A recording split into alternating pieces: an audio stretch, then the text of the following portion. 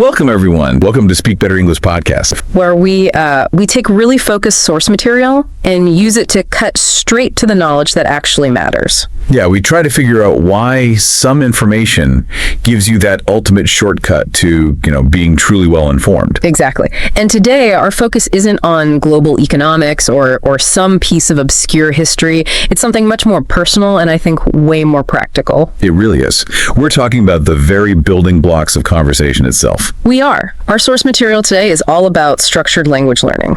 It's an excerpt from a resource titled Talk About Your Day in English, 100 Useful Sentences plus Shadowing. And at first glance, you might look at that and think, okay, that seems a little simplistic, right? A little basic, yeah. But its precise focus, conveys this really profound strategy for rapid language acquisition. Okay, let's unpack this then. We've got a mission that is hyper-focused, it's defined. 100 sentences, laser-focused on one single topic. And a high-frequency one at that, your daily routine. Your daily routine. So our deep dive mission today is to analyze why. Why is a resource that's so targeted, so specific, such an exceptional shortcut for non-native English speakers who just want to get to conversational fluency quickly? It really is about tool building, isn't it? Yeah. For immediate, real-world application. It has to be. And what stands out immediately, I think, is just the clarity of its ambition. The resource isn't promising to, make you a Shakespearean scholar. Right, no. It promises functional, applicable language mastery in what is probably the most essential domain of human interaction. Talking about your day. Just talk about your day. And for the learner who needs efficient, actionable knowledge, that tight scope is a game changer. It just drastically reduces the information overwhelm that, let's be honest, plagues most beginners. Oh, absolutely. That feeling of drowning in endless vocabulary lists. Exactly. Instead of drowning, you're given a reliable raft. And we know exactly who this is aimed at, right? It's the non-native speaker who is grappling with the incredible difficulty of real-time communication. You're trying to translate in your head, construct complex grammar, search for the right word, all at the same time. It's this cognitive pressure cooker. It is. And that's precisely where the friction comes in. The stutter, the awkward pause, that mental lag while you're trying to retrieve a word. And the genius of a resource like this is that it aims to replace all of that internal scrambling. It does that by giving you these ready-made, structurally perfect units of speech. So it's like a prepackaged thought. It is. It directly addresses the gap between passive recognition, seeing a word and knowing what it means, and active production. Being able to actually say it. Being able to spontaneously generate a fluid sentence when you're under conversational pressure. That's the key. By pre-vetting and mastering 100 of these core structures, the learner can just short-circuit that whole need to assemble sentences from individual rules. Which minimizes that mental friction. Right. And that leads to immediate improvements in not just your perceived fluency, but maybe more importantly, your confidence. That's huge. Okay, so let's dedicate our first section to just decoding the title itself, because it feels like more than just a label. Oh, absolutely. It's a meticulously designed instruction manual for efficiency. It communicates the entire pedagogical approach in just, 6 elements. It's a great template for strategic learning. It is. Okay, section 1, decoding the resource title, precision and promise. We have to start with part A, talk about your day in English. The direct outcome-oriented goal. Exactly. This resource isn't measured by, test scores or how much you can memorize. It's measured by performance. Can you do the thing? Can you do the thing? The ability to execute a specific, necessary conversational function. And that functional clarity is, I think, the first step toward real motivation. Language learning can stall out when the goal is just too vague, like learn English. Right. What does that even mean? Where do you start? But when the goal is tangible and immediate, like, I will be able to clearly describe what I do from the moment I wake up until I go to sleep. Well, that gives you a measurable metric for success. And an immediate psychological payoff. You know exactly what skill you're acquiring. And just think about the social currency that provides. What is the single most common question after hello that someone asks? How was your day? Or what are you up to? Every single time. So mastering this domain means the learner can not only respond with confidence, but they can also initiate small talk. They can sustain it. They immediately gain the ability to participate. And participation is the gateway to everything else. Yeah. Okay. Deeper social interactions, professional ones. It moves you from being a passive recipient of a conversation To an active contributor, yes. If you can handle the chat about daily routines fluently, you signal immediate competence. And that shift is enormous. I can imagine, especially for non-native speakers who often, they struggle with that emotional burden of feeling less capable during social interactions. This resource just offers immediate social leverage. It's a tool for confidence. Okay, so now let's tackle part B, 100 useful sentences. The number here feels really critical. Why 100? Right, why not 50 or 500? Yeah. I think 100 is this psychologically perfect constraint. If the resource was 500 sentences, that just signals an overwhelming commitment. It's a massive undertaking. It would trigger analysis paralysis. You wouldn't even start. Exactly. Yeah. But if it were only, say, 20 sentences, it would feel trivial, incomplete. 100 just hits that sweet spot. Perceived thoroughness without the mental overload. Exactly. For that learner persona we're talking about, this number translates into an achievable goal. They can actually plan it out. Okay, if I master 3 sentences a day in just over a month, I will have this core area nailed. It's manageable. It gives you structured pacing. It does. I also think the magic of 100 is that it feels complete enough. It feels like it can cover almost all the eventualities within that very narrow scope of the daily routine. Oh, for sure. You can cover waking up, commuting, working, eating, relaxing, all of it, with robust, high-impact phrasing. Okay, and then there's that other word, useful. Right. And in the context of language acquisition, that is a ruthless term. It implies that the material has been filtered, curated. Everything else has been eliminated. Low-frequency vocabulary, overly academic phrases that, let's be honest, native speakers just don't use in daily life. Exactly. So if we were talking about breakfast, the useful sentence wouldn't be, I consume a modest portion of carbohydrates and protein.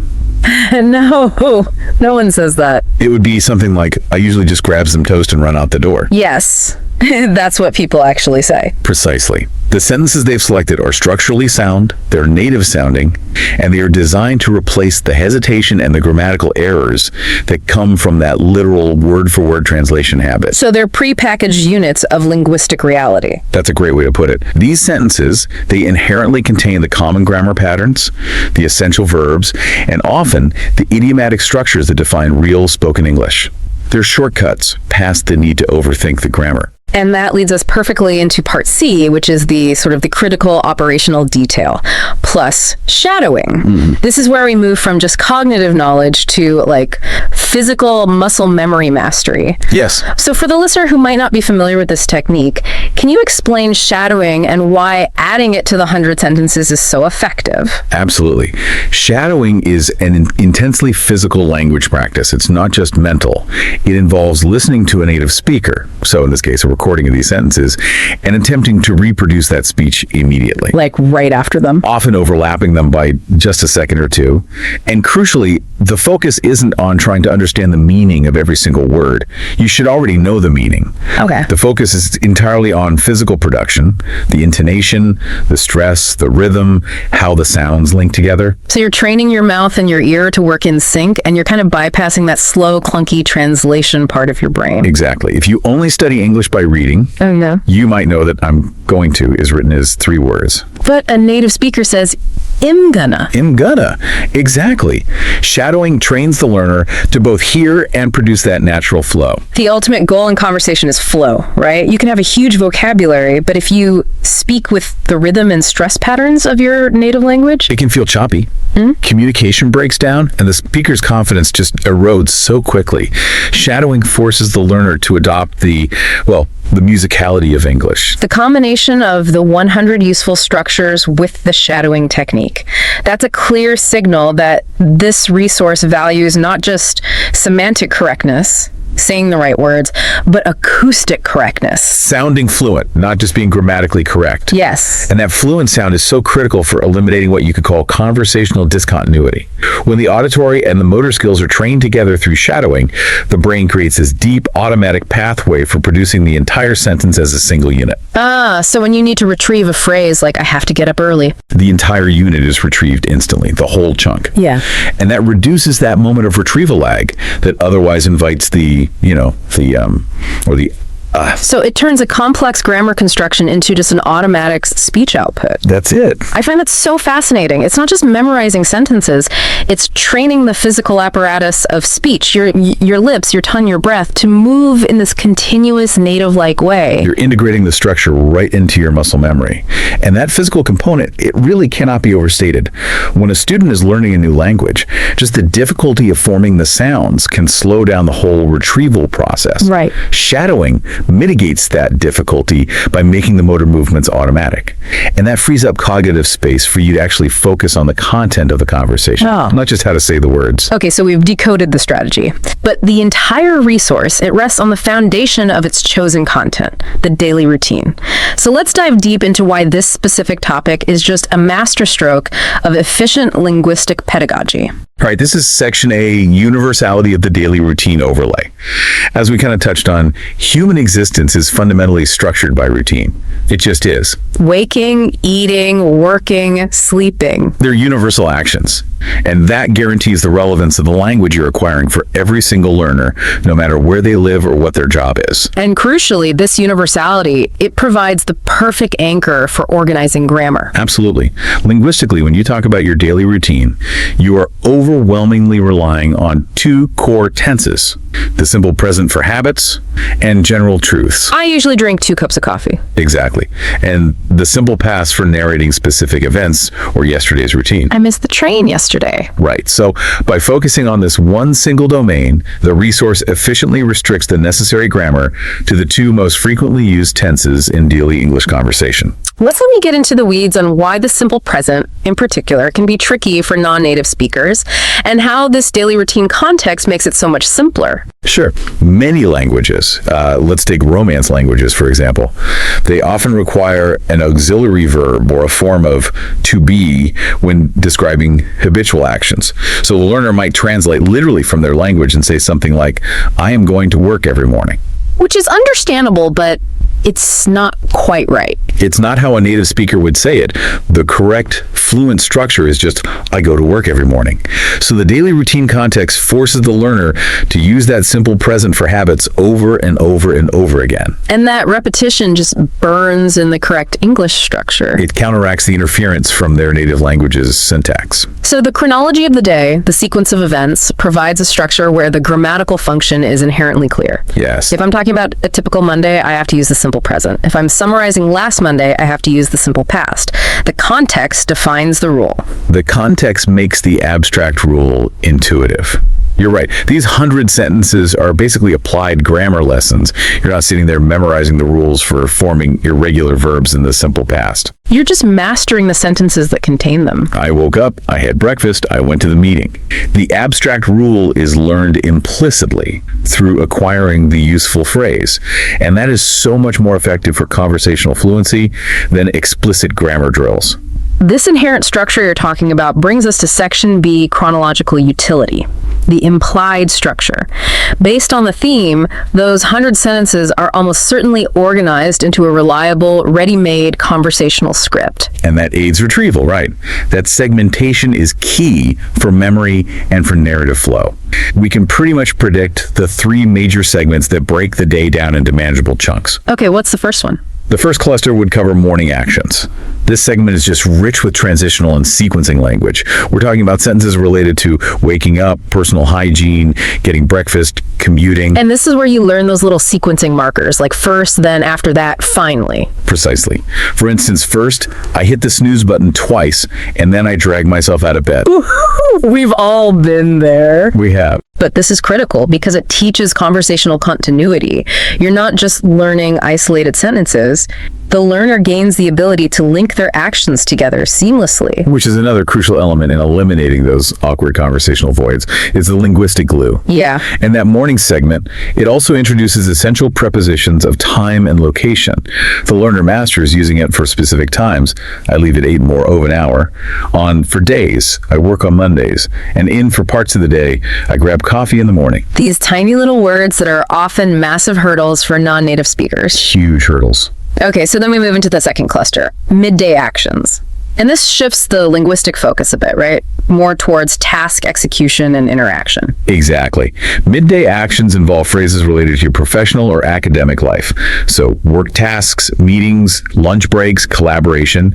This is where you introduce vocabulary related to communication and deadlines. Like, I checked in with my supervisor, or we took a working lunch, or I had to catch up on emails. All of those. These sentences teach the learner how to narrate productivity and interaction within their routine. And what's interesting here is that even the most specialized jobs have these universal routine elements. Responding to email, attending meetings, taking a break. Everyone does them. So the 100 sentences would provide the structural framework, and then the learner could just substitute the specific technical vocabulary from their own field later on. Precisely. If the framework is, I prepared the monthly report, the learner owns that structure. Then they can easily swap in, I prepared the grant proposal, without having to reconstruct the entire syntax. The structure holds. The structure holds regardless of the specific content. Okay, and that brings us to the third cluster, evening actions. This is often about relaxation, household duties, summary phrases. Right. The evening segment focuses on returning home, preparing meals, family time, winding down. This is also where the simple past really starts to dominate the conversation, especially when you're summarizing the day for a partner or a friend. Right. Phrases like, I finally got home around 6, or we spent the evening binge watching TV. Exactly. And this section really reinforces the difference between a habitual action, which uses the simple present I usually read before bed, and a recent specific action, which uses the simple past, last night I read until midnight. Here's where it gets really interesting for me. This chronological organization, it offers the learner a fail-safe strategy. If they get asked, tell me about your typical day, they don't have to panic. Yep. They just follow the internalized script. Morning, noon, night. And that guarantees a smooth, comprehensive answer. It dramatically reduces conversational anxiety. The learner knows they possess an entire narrative framework. They just need to fill in their own personalized details using the structures they've already mastered. Right. Okay, let's pivot to section C, which covers the linguistic meat of the matter. High frequency vocabulary and phrasal verbs. The implied content. This is maybe the biggest shortcut this resource offers. Oh, for sure. Phrasal verbs. Verbs combined with prepositions or adverbs to create a new meaning, like look up or put off. They are notoriously difficult for non-native speakers. So difficult. Their meanings are often idiomatic. You can't guess them from the individual words, but they're absolutely indispensable in native informal English. And in the daily routine context, they're just unavoidable.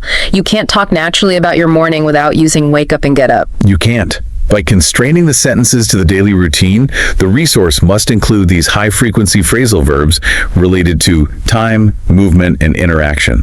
Head out, set off, run late, catch up, run into, wind down. They're all in there. They have to be. And this creates implicit learning by necessity.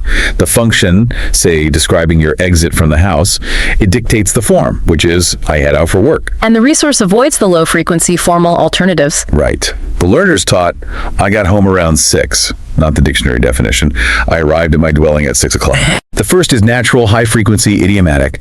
The second is just formal and sounds really stiff. So by mastering these 100 sentences, the learner is automatically absorbing the most common time-related phrasal verbs used in daily speech. They get to bypass that tedious process of trying to memorize abstract lists of them. It's an incredibly efficient absorption of idiomatic speech. And this is essential for reducing that retrieval lag we talked about.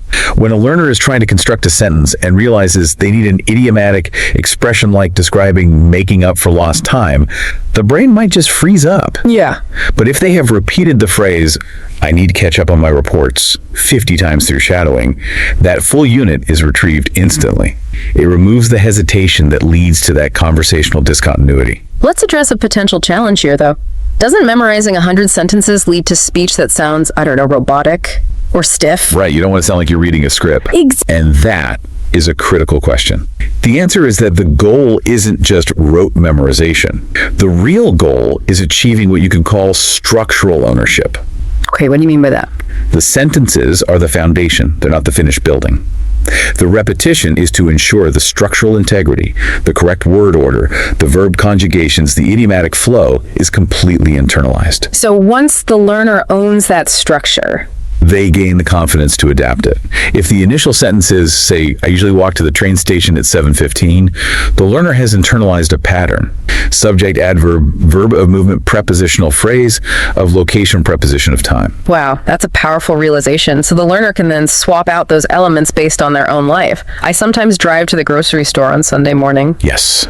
The structural scaffolding remains reliable, but the content is personalized. And that ability to substitute without causing the whole sentence to collapse grammatically, that's the true marker of fluency. It is. The learner is using those 100 sentences as robust templates, and that prevents their brain from defaulting back to that difficult, often flawed construction process they use when they're starting from zero.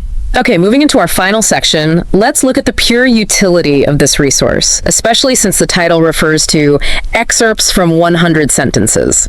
That detail highlights the value of the curation process itself. Yeah, Section A.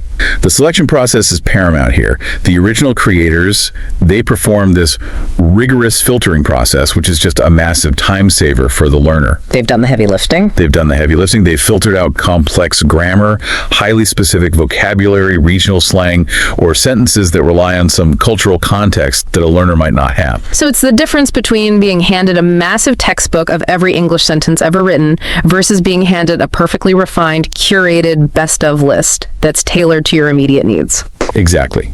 The curation ensures maximum return on your investment of time and energy.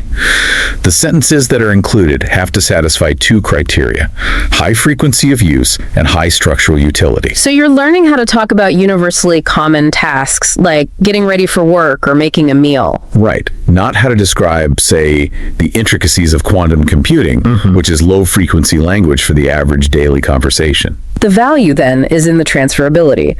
A high-frequency sentence about your morning commute can be slightly modified to apply to almost any commute or any recurring action anywhere in the world. It's a template for daily reality. And that leads us directly to B, applying the knowledge moving beyond the script. We touched on structural ownership, but let's make this completely concrete for the listener.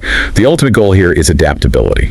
Okay, so give us a detailed example of like a substitution drill that proves the value of this structural ownership. And let's make sure we address how a learner might handle exceptions to their routine. Great idea. Let's take a core sentence unit for the morning. I always stop by the coffee shop before I get to the office. Okay. This sentence has several high utility elements.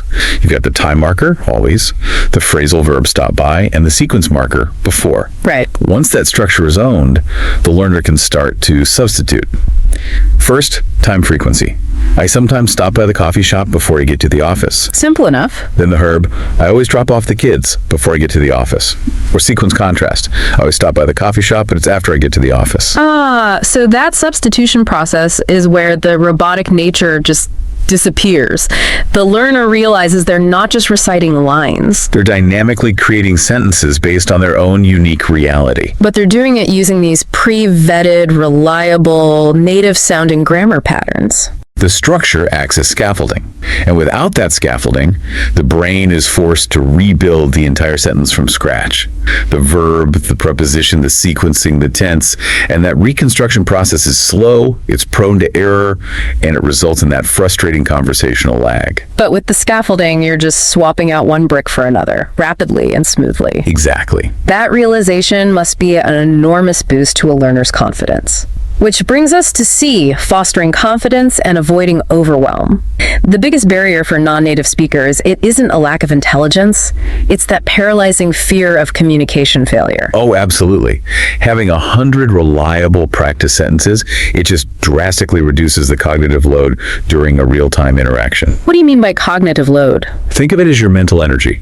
When you're learning, just constructing a sentence from scratch consumes immense mental energy. If you can retrieve a pre-constructed perfect sentence unit, that energy is preserved, and you can use it for listening comprehension or for thinking about the next thing you want to say. The predictability minimizes performance anxiety. It does. When you're asked about your day in a high-stakes environment, say a lunch meeting with a new client, you want those basic conversational tools to be automatic. You don't want to be fumbling. You don't. This hyper-focus ensures that when the conversation inevitably circles back to, so what did you do today? The learner can deliver a smooth, confident, filler, word-free response. So we're really talking about strategically bypassing that internal monologue. Instead of the learner thinking, wait, is head out 2 words or 1, and what tenses go in the past? Right. The brain just pulls the automatic practiced unit, I headed out for work right after breakfast. The moment of conversational pause, the moment that invites it simply vanishes. It creates conversational continuity. And the power of the daily routine topic is that it's inherently self-validating.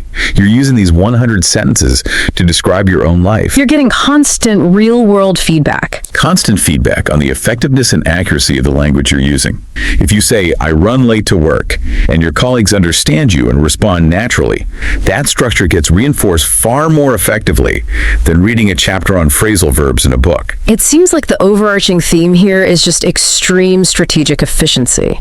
It's about doing the deepest, most focused work where it offers the highest conversational leverage. And ensuring the learner quickly moves from being a hesitant beginner to being a real participant in the dialogue.